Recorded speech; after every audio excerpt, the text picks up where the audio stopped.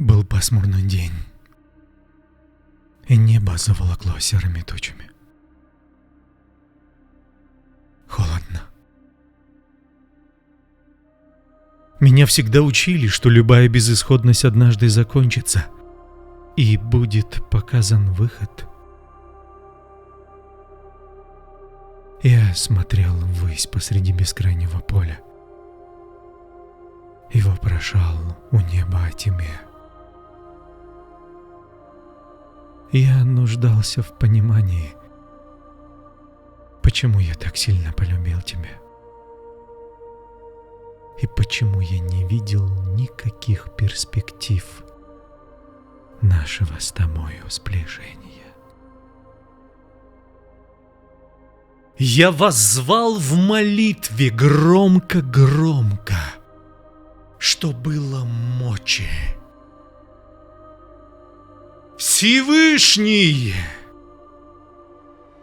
отчего ты взрастил в моем сердце любовь к ней и не даешь мне утолить эту жажду души?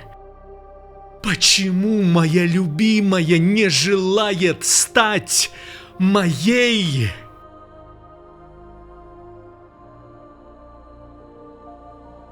И слава небесная заговорила со мною.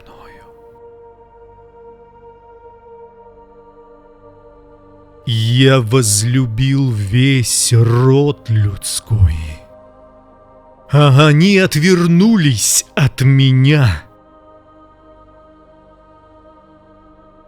Почувствуй то, что чувствую я.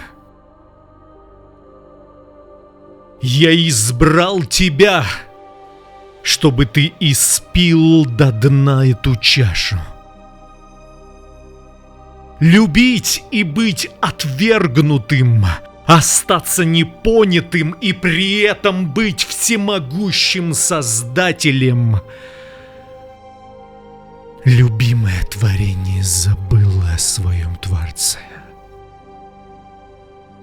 Вот почему сердце твоей возлюбленной вдали от тебя пей со мною из одной чаши, потому что я дам тебе новые глаза, чтобы видеть, новые уши, чтобы слышать, новую кожу, чтобы чувствовать, и новое сердце, чтобы знать.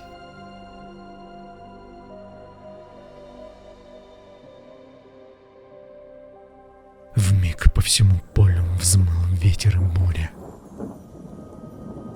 Молнии вспыхнули, разодрав небесную гладь. Дождь метался и сверху, и снизу, а я стоял и смотрел. И казалось, что я постарел на 6000 лет, но при этом оставался собою. Перед моими глазами пронеслась вся история Земли, 1000 судеб. Я будто услышал всю музыку, написанную людьми, и будто бы прочел все книги, какие только лишь были созданы человечеством. Я увидел атомы, молекулы, протоны и нейроны. Меня будто бы обернули несколько раз вокруг Земли и даже дали возможность увидеть само раскаленное ядро, вокруг которого нанизан весь грунт, все природные ресурсы и вся морская вода, и всех обитателей, и всех живых существ я познал по имени, когда их провели пред моими глазами. Мне казалось, что я стал больше собственного тела. И вековая премудрость стала моим разумом. «Кто я, Господи?» — тихо спросил я. «Почему я люблю ее еще сильнее и не знаю, что мне делать? Что мне делать, чтобы она, возлюбленная моя, укрылась под крылом моим? Для чего ты избрал меня, и наделил меня полнотою мудрости и благостности своей. «Иди и смотри!» Услышал я вокруг себя голос. Этот голос словно звучал изнутри моего сердца. И тут сквозь облака и тучи проскользнул луч солнца. Потом второй, третий, и разошлись облака, и стая белых голубей воскружилась надо мною, и я чувствую до сих пор дуновение ветра от взмаха белых крыльев вокруг себя. И я расплакался.